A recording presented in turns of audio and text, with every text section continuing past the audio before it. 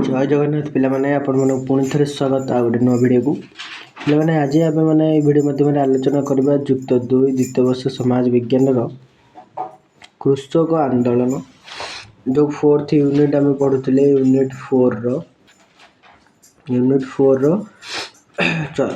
Last chapter तुम मानकर हूँ कौन कृषक आंदोलन विषय आज आम पढ़ा।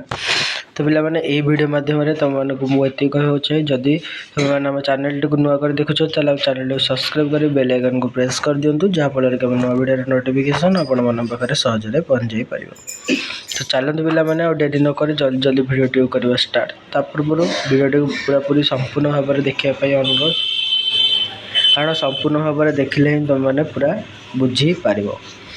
पिलाने कृषक आंदोलन और जनजातीय आंदोलन दुईटी क्वेश्चन तुम परीक्षा आसवर संभावना बहुत अच्छी 90% तुम मनकर एग्जाम रे क्वेश्चन आसी थे।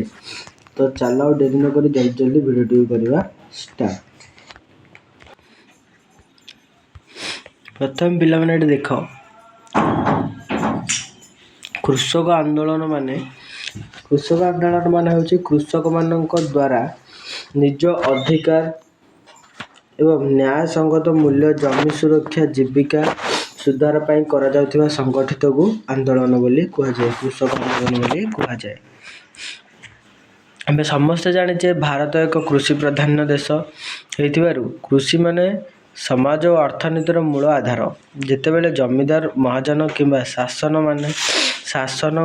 द्वारा बा जो माने शासित करथि से कौन शासक कहा जाए से द्वारा नीति फल कृषक मानक अन्यायर सम्मुखीन होइथांती सेतेबेले सेमाने आंदोलनर पथ को बाछि थांती।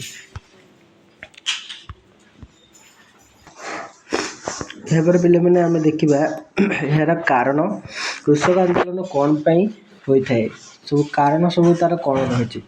भारत एक कृषि प्रधान देशर अधिकांश लोक ग्राम रे बसवास करती एवं जीविका पाई कृषि उपर निर्भर करथांती।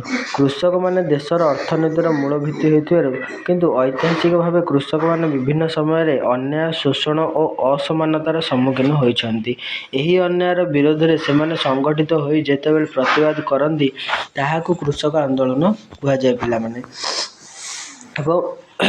समाजशास्त्रीय भाव में यह ग्रामीण समाजर वर्ग संघर्ष और शक्ति संरचनार प्रतिफलन अट। प्रथम कारण आसीगला उच्च भूमि कर और लगान प्रथा। उच्च भूमि कर प्रथा ब्रिटिश शासन काल रे भूमि कर बहुत वृद्धि पाइथिला।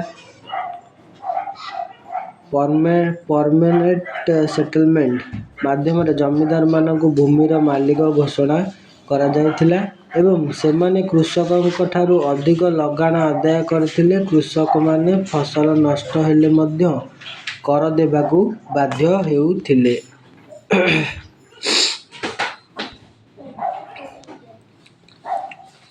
यह तांकु आर्थिक स्थिति को दुर्बल कर देउथिला। जमीदारी प्रथा और शोषण द्वितीय नंबर पॉइंट तुम रहा जमीदारी प्रथा एवं शोषण। जमीदारी प्रथा माने कौन देख नंबर 2 रे तो दिला जमीदारी प्रथा शोषण। जमीदार माने निज स्वार्थ पई कृषक मानक शोषण करथिले। जमीर मालिकाना नथिबारु कृषक माने अनिश्चितता रहुथिले। एही प्रथा विरुद्ध रे विभिन्न अंचल रे आंदोलन देखागला। उदाहरण स्वरूप इंडिगो रिवोल्ट समय नील चाषी कृषक माने जमीदारी और इंग्रेज नील कर मानक अत्याचार विरुद्ध बाहरी थिले जहाँ फल कि कौन होता पे 4 नंबर अच्छे बलपूर्वक चाष प्रथा। बलपूर्वक चाष प्रथा माने किसी स्थान में कृषक मानक बलपूर्वक निर्दिष्ट फसल चाष करा जायथिला। बिहार रे 3 कठिया प्रथा अनुसार कृषक माने निज जमीर एक अंशर नील चाष करने को बाध्य होइथिले। यह विरुद्ध रे चंपारण सत्याग्रह होइथिला जहाँ नेतृत्व ସ୍ୱୟଂ ମହାତ୍ମା ଗାନ୍ଧୀଜୀ ନେଇଥିଲେ। ଏହି ଆନ୍ଦୋଳନ କୃଷକମାନଙ୍କୁ ଅନ୍ୟାୟରୁ ମୁକ୍ତ କରିଥିଲା। ନେକ୍ସଟ 4 ନମ୍ବରରେ ଆସିବ ତମର ଋଣ ଓ ମହାଜନ ଶୋଷଣ। କୃଷି ପାଇଁ କୃଷକମାନେ ମହାଜନଙ୍କଠାରୁ ଉଚ୍ଚ ସୁଧରେ ଋଣ ନେଉଥିଲେ। ଫସଲ ନଷ୍ଟ ହେଲେ ସେମାନେ ଋଣ ଶୋଧ କରିପାରୁନଥିଲେ। ଫଳରେ ଋଣର ଭାର ବଢ଼ି ଜମି ହରାଇବା ପର୍ଯ୍ୟନ୍ତ ସ୍ଥିତି ହୋଇଯାଉଥିଲା। ଏହି ଆର୍ଥିକ ଶୋଷଣ କୃଷକ ଆନ୍ଦୋଳନର ମୁଖ୍ୟ କାରଣ ଥିଲା। ଏହାପରେ ପିଲାମାନେ ଭାଗ ଚାଷୀମାନଙ୍କ ସମସ୍ୟା। ଭାଗ ଚାଷୀମାନଙ୍କର ସମସ୍ୟା କ'ଣ ନା ଅନେକ କୃଷକ ଭାଗ ଚାଷୀ ଭାବେ କାମ କରୁଥିଲେ। ସେମାନେ ଉତ୍ପାଦିତ ଫସଲର ବଡ଼ ଅଂଶ ଜମି ମାଲିକଙ୍କୁ ଦେବାକୁ ବାଧ୍ୟ ହେଉଥିଲେ। ବଙ୍ଗଳାରେ କ'ଣ ତେଭାଗ ମୁଭମେଣ୍ଟ ବା ତେଭାଗ ଆନ୍ଦୋଳନ ଏହି ଅନ୍ୟାୟର ବିରୋଧରେ ଆରମ୍ଭ ହୋଇଥିଲା। ସେମାନେ 2/3 ଫସଲ ନିଜେ କ'ଣ କରିଥିଲେ ରଖି ଦାବି କରିଥିଲେ। 2/3 ଫସଲ ନିଜ ହାତରେ ରଖିଦେଇଥିଲେ ଏବଂ ଆଉ ବାକି ଜମିଦାରଙ୍କୁ ଦେଇଥିଲେ। ତାପରେ ନେକ୍ସଟ ଆସିବ ଜମିର ଅସମାନ ବଣ୍ଟନ। ଜମିର ଅସମାନ ବଣ୍ଟନ ମାନେ ଭୂମି କିଛି ଲୋକଙ୍କ ହାତରେ କେନ୍ଦ୍ରୀଭୂତ ଥିଲା।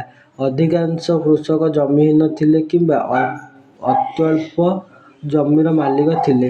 ଏହା ଗ୍ରାମୀଣ ସମାଜର ବର୍ଗ ବିଭେଦ ସୃଷ୍ଟି କରିଥିଲା। ଜମି ସୁଧାର ଆଇନ ପ୍ରବର୍ତ୍ତନ ପୂର୍ବରୁ ଏହି ଅସମାନତା ବହୁତ ଗଭୀର ହୋଇଯାଇଥିଲା।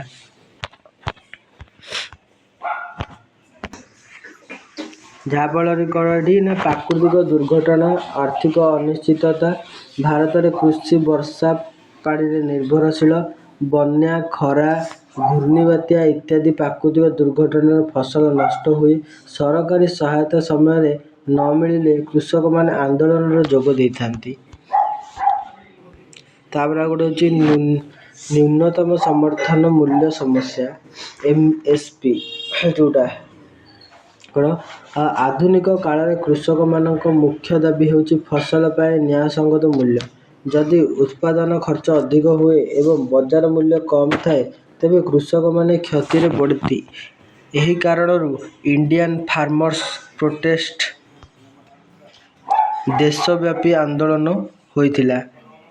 ସେ ଆନ୍ଦୋଳନର ନାଁ କ'ଣ ଥିଲା ଇଣ୍ଡିଆନ୍ ଫାର୍ମର୍ସ ପ୍ରୋଟେଷ୍ଟ।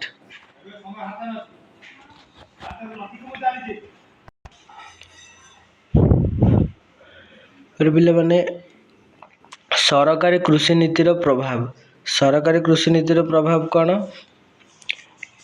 କେବେ କେବେ ସରକାରୀ ନୀତି କୃଷକଙ୍କ ପକ୍ଷରେ ନଥାଏ। ବଜାରମୁଖୀ ନୀତି, ମଧ୍ୟସ୍ଥ ଭୂମିକା ଓ ବେସରକାରୀ କମ୍ପାନୀ ଭୂମିକା ବଢ଼ିବା ଫଳରେ କୃଷକମାନେ ଅସନ୍ତୋଷ ପ୍ରକାଶ କରନ୍ତି। ଯାହାଫଳରେ କ'ଣ ହୁଏ ନା କୃଷକ ଆନ୍ଦୋଳନ ହୋଇଥାଏ। ତାପରେ 10 ନମ୍ବର ପଏଣ୍ଟରେ ତମମାନଙ୍କର ଦେଲା କ'ଣ ଅସମାନତା ବର୍ଗ ସଂଘର୍ଷ। ସମାଜଶାସ୍ତ୍ରୀୟ ଭାବରେ କୃଷକ ଆନ୍ଦୋଳନ ହେଉଛି ଏକ ବର୍ଗ ସଂଘର୍ଷ। ଉଚ୍ଚ ବର୍ଗ ଜମିଦାର ମହାଜନ, ନିମ୍ନ ବର୍ଗ ହେଉଛନ୍ତି କୃଷକ ଆଉ ଶ୍ରମିକ। ଏମାନଙ୍କ ମଧ୍ୟରେ ଅସମାନତା ଥିବାରୁ ଆନ୍ଦୋଳନ ହୁଏ। ଏହା ଗ୍ରାମୀଣ ସମାଜର ଶକ୍ତି ସମ୍ପର୍କକୁ ପ୍ରକାଶ କରିଥାଏ। ସମାଜଶାସ୍ତ୍ର ବ୍ୟାଖ୍ୟା। ପିଲାମାନେ ସାମାଜିକ ଆନ୍ଦୋଳନ ସିଦ୍ଧାନ୍ତ ଅନୁସାରେ କୃଷକ ଆନ୍ଦୋଳନ ହେଉଛି ଏକ ସଂଗଠିତ ପ୍ରୟାସ ଯାହା ଅନ୍ୟାୟ ବିରୁଦ୍ଧରେ ସଂଘର୍ଷ କରେ।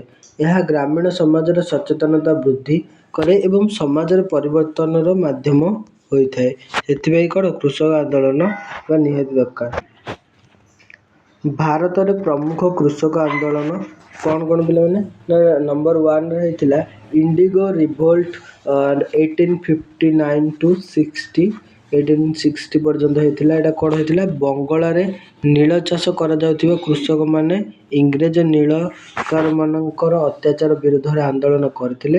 ସେମାନଙ୍କୁ ବଳପୂର୍ବକ ନୀଳ ଚାଷ କରାଯାଇଥିଲା ଓ ଲାଭ ମିଳୁନଥିଲା। ଏଇଟା ହେଉଛି ଇଣ୍ଡିଗୋ ରିଭୋଲ୍ଟ ମାନେ ନୀଳ ଚାଷ ଆନ୍ଦୋଳନ।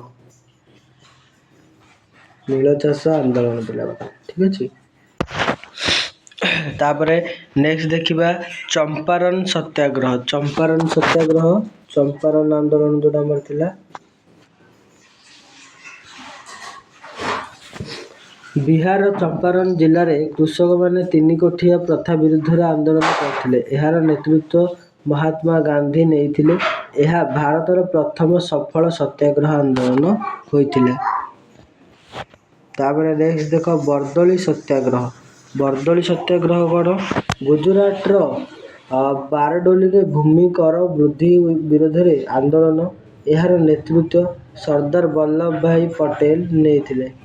ଏହି ଆନ୍ଦୋଳନର ସଫଳତା ପରେ ତାଙ୍କୁ ସର୍ଦ୍ଦାର ଉପାଧି ମିଳିଥିଲା। ବର୍ଦୋଳି ଆନ୍ଦୋଳନ ପିଲାବେଳେ ବର୍ଦୋଳି ଆନ୍ଦୋଳନରେ କ'ଣ ହେଇଥିଲା? ସର୍ଦ୍ଦାର ବଲ୍ଲଭ ଭାଇ ପଟେଲ ନେତୃତ୍ୱ ନେଇଥିଲେ, ଯାହାଫଳରେ କି କ'ଣ ଏଇଟାକୁ ସଫଳ କରିଥିଲେ। ଏହାପରେ ପିଲାମାନେ ଆସିବ ତେଭାଗ ମୁଭମେଣ୍ଟ ବା ତେଭାଗ ଆନ୍ଦୋଳନ।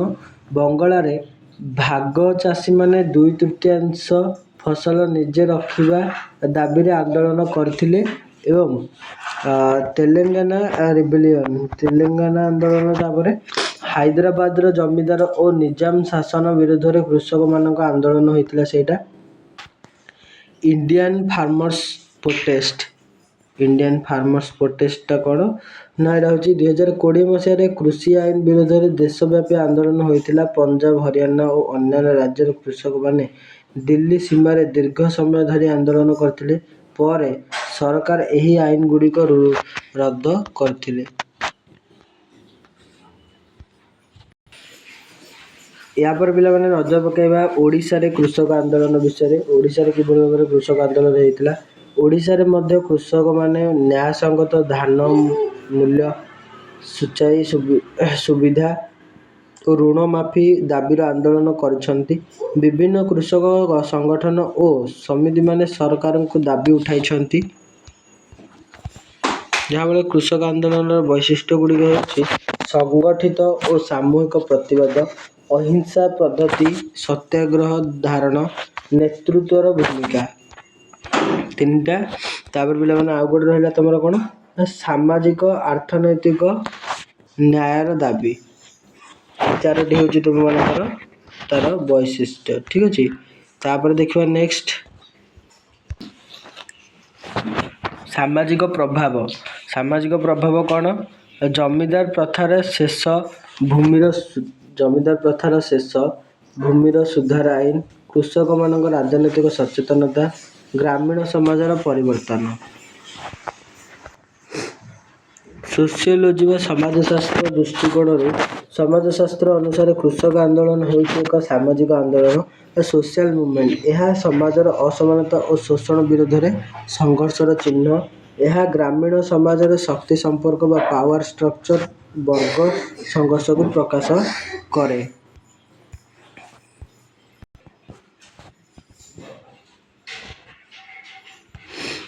କୃଷକ ଆନ୍ଦୋଳନ ଭାରତୀୟ ସମାଜ ଓ ରାଜନୀତିର ଏକ ଗୁରୁତ୍ୱପୂର୍ଣ୍ଣ ଅଂଶ। ଏହା କୃଷକମାନଙ୍କୁ ନ୍ୟାୟ ଓ ଅଧିକାର ପ୍ରଦାନ ସାହାଯ୍ୟ କରିଛି। ଭବିଷ୍ୟତରେ କୃଷି ନୀତି ସୁଧାର ଓ କୃଷକ ସୁରକ୍ଷା ପାଇଁ ସରକାର ଓ ସମାଜ ଉଭୟଙ୍କ ଯୁକ୍ତ ପ୍ରୟାସ ଆବଶ୍ୟକ ରହିବ। ତ ପିଲାମାନେ ଆଜି ପାଇଁ ଏହି ଭିଡ଼ିଓ ମାଧ୍ୟମରେ ଏତିକି। ଆଜି ତୁମମାନଙ୍କର ଏଇଠି ସରିଗଲା ୟୁନିଟ୍ 4, ଯେଉଁଟାକି ତୁମମାନଙ୍କର ଥିଲା କ'ଣ କୃଷକ ଆନ୍ଦୋଳନ। ଏଇଟା ହେଉଛି ମୋଷ୍ଟ ଇମ୍ପୋର୍ଟାଣ୍ଟ କ୍ୱେଶ୍ଚନ୍ ପିଲାମାନେ ତୁମମାନଙ୍କର ଏକ୍ଜାମରେ ଆସିବ।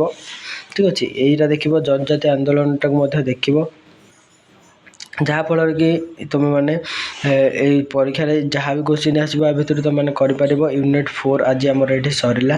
ନେକ୍ସଟ କ୍ଲାସ୍ରେ ଆମେ ଆଲୋଚନା କରିବା ୟୁନିଟ୍ 5, ଯେଉଁଥିରେ କି ତୁମମାନଙ୍କର ସମ୍ପୂର୍ଣ୍ଣ ଭାବରେ ୟୁନିଟ୍ 5 ସରିଲା ପରେ ସମ୍ପୂର୍ଣ୍ଣ ଭାବରେ ଚାପ୍ଟର କ୍ଲୋଜ୍ ହେଇଯିବ। ତାପରେ ଆମେ ଅଲଗା ବିଷୟ ଦେଖିବା। ତ ପିଲାମାନେ ଆଜି ପାଇଁ ଏତିକି। ରହିଲି। ଜୟ ଜଗନ୍ନାଥ।